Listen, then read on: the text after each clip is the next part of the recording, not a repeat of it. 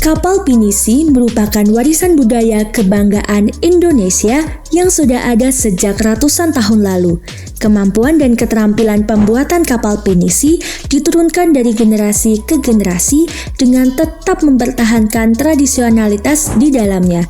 Sebagai wujud meneruskan tradisi kapal tersebut, pemerintah Makassar membuat 2 kapal pinisi tepat berada di Center Point of Indonesia atau yang kita kenal sebagai CPI dengan tujuan pariwisata yang menyuguhkan keindahan tidak hanya wilayah Makassar tetapi juga ke-7 pulau kecil di sekitarannya. Hebatnya lagi, kapal pinisi ini dibuat dengan kualitas tinggi dan dalam pengerjaan yang super cepat. Lalu, siapakah galangan kapal yang mendapatkan kepercayaan untuk membuat kapal pinisi tersebut? Yuk mari kita saksikan perbincangan dengan Bapak Haji Haris selaku pemilik CV Andrian Muda Mandiri berikut ini.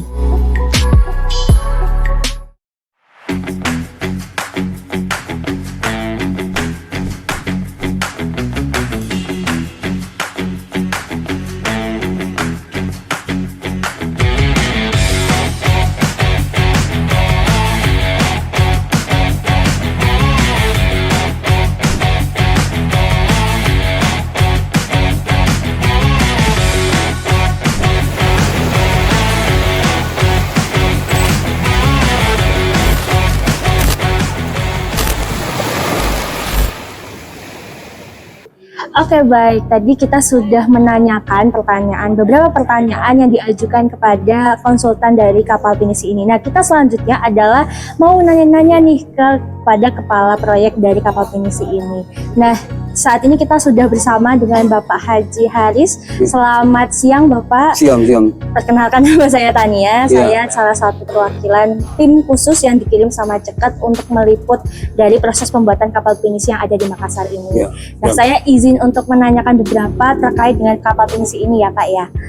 Oke, yang paling pertama nih, Pak, dari proses pembuatan kapal ini gitu, apa sih yang menjadi tujuan dari pembuatan kapal ini?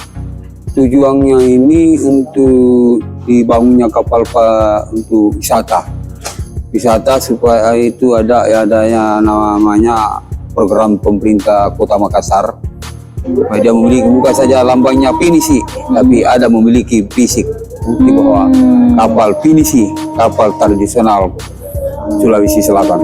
Berarti kapal kebanggaannya dari Sulawesi Selatan ya, Pak ya, bisa dibilang tidak ada yang satu-satunya. Berarti beneran satu-satunya ya, Pak ya? Tidak ada satu-satunya. Karena asal usulnya pinisi memang di Sulawesi Selatan, dari Desa Ara, Kecamatan Bontobai, Kabupaten Bulukumba, Sulawesi Selatan. Berarti tujuannya selain dari pariwisata itu sendiri, pengenalan dan pertanyaan eksistensi dari kapal kayu ini sendiri ya, Pak ya. Gitu. Oke, selanjutnya nih Pak, gimana dan bagaimana sih gitu perkembangan dari proyek kapal ini? Sudah sejauh mana proyek ini berjalan? Kalau sejauh ini sekarang sudah 80%. Dari awal ya. Ini perselang waktu yang selama kita pakai sudah kurang lebih 4 bulan, 120 hari. Sedangkan di kontrak itu 240 hari. Berarti masih ada 50% waktu yang tersisa. Sedangkan pekerjaan ini sudah mencapai 80%. Berarti keuntungan kami waktu. Dan paling yang tercepat. Tidak pernah terjadi selama ini saya kerja kapal di barusan kali ini. Begitu cepat. Oke, bagaimana sih Pak, itu tadi Bapaknya sudah menjelaskan gitu bahwa ini kapalnya tercepat ya Pak, tercepat gitu. Nah, itu koordinasinya seperti apa gitu sehingga pergerakan dari awal kita dipercayakan bahwa kemenang kami, saya begitu membuat satu tabelnya pergerakan waktu, rencana waktu sekian, pendahuluan, persiapan bahan baku, sudah itu peletakan lunas, permulaan pekerjaan, sampai dia kerja bodi kapal, bodinya, sampai tulang-tulangnya, alhamdulillah sesuai dengan harapan yang saya tentukan, begitu.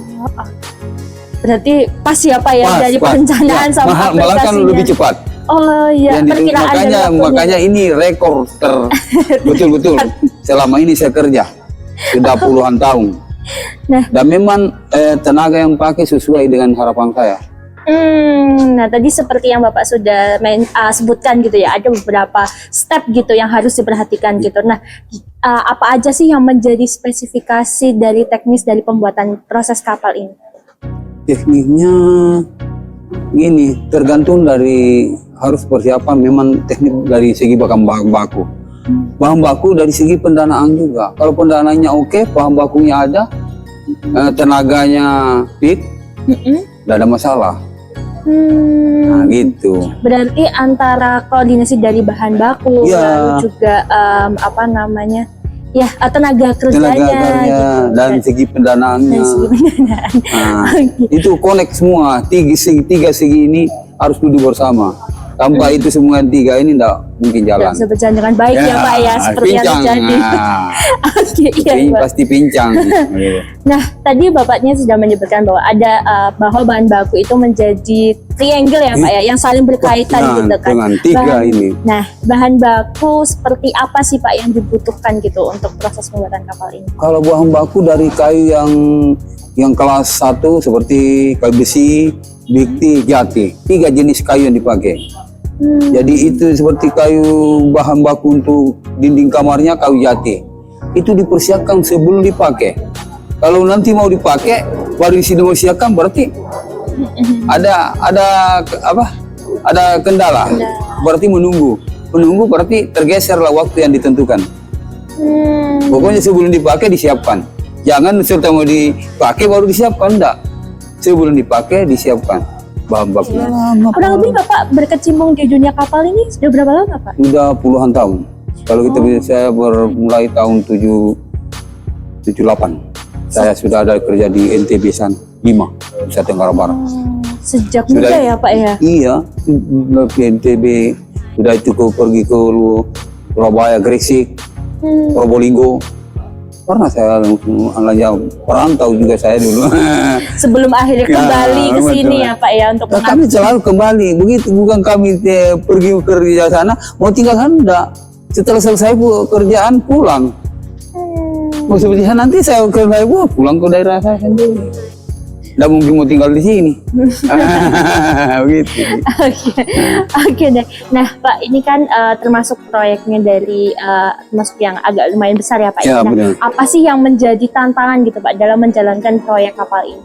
Tantangan ini saya kerja di Makassar ini memang tantangan berat. Bukan walau muka mental kuat, mesti cepat rusuh sendirinya karena tantangan itu tantangan berat karena banyaknya sorotan LSM, tapi saya sadar saja saya ini kerja datang sini sesuai dengan kontrak saya pegang, aturan saya pegang, gitu, dan sesuai kerja sesuai dengan gambarnya dengan speknya saja, jadi tidak ada keraguan di dalamnya, tetap saja maju. Oke itu. Nah, bagaimana sih Pak kontribusi dari proyek ini gitu terhadap perkembangan industri kapal tradisional yang ada di wilayah ini?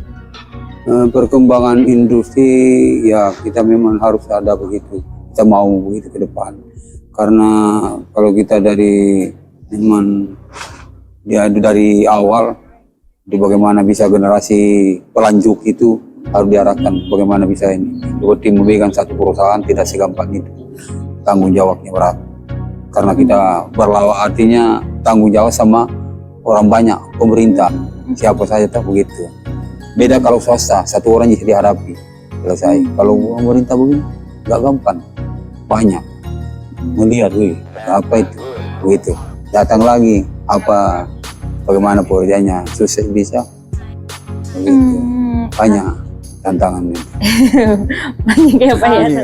Oke Pak, ini sebagai penutup nih Pak, mungkin bisa dikasih saran atau misalnya pesan gitu bagi generasi muda dalam menjaga eksistensi dari kapal kayu ini sendiri. Bisa. Pesannya seperti apa nih yang mau disampaikan ke Bapak untuk generasi selanjutnya nih yang mau melanjutkan? Jagalah kualitas. Pekerjaan apabila ada satu kepercayaan, diberikan kepercayaan, jaga sekali-kali sesuai dengan apa yang tertera dalam perjanjian itu. Jangan sekali-kali ingkari. Kapan kau ingkari, kau terjebak sendiri. Begitu. Berarti harus menjaga ini ya Pak, kualitasnya dari kapal ini ya. Sesuai dengan permintaannya sendiri. Dengan spesifikasinya. Gitu. Oke Pak, itu sekian dari kita Pak. Terima kasih untuk waktunya dan terima kasih.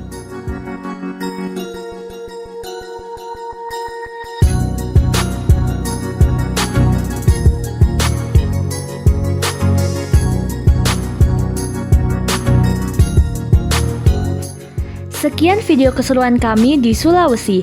Jangan lupa like, komen, subscribe, serta share ke teman-teman kalian ya, agar tidak ketinggalan video menarik kami berikutnya. Salam satu ombak.